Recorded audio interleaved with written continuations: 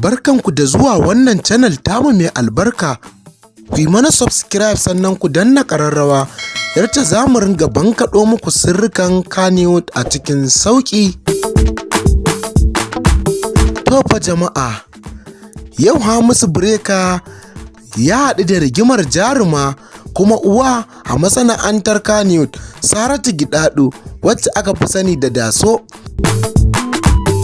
Kwana-kwanan nan ne dai MC Malam Ibrahim Sharukan mai kamfanin SRK Movies, wanda ake wa lakabi da gidan biki, ya shirya wani gagarumin taro na gidan biki wanda ya ɗauko Alinu a matsayin ango a wannan bikin, da kuma amaryarsa da ya ɗauko ta ita ma daban, wacce sabuwar fuska ce a Kannywood.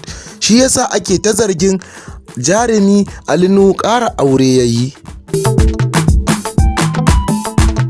A gurin bikin nan ne fa jarumi Hamisu Breaker ya haɗu da Daso uwar kowa, inda take cewa ba ni la'adata, ko ka san ina ɗaya daga cikin waɗanda Allah ya sa na taimaka wannan waƙar jaruman matar ta shiga cikin zuciyoyin matan aure. Buɗar bakin jarumi Hamisu Breaker sai ya ce, Mama Daso, aike uwa ce, baya kuma goya marayu. Duk abin da kika yi ba wai kin yi ne don a biya ki ba, ni ba ni da abin da zan iya biyan ki, kin yi ne domin Allah, domin ni abin da kika yi min ba zan iya biyan ki ba.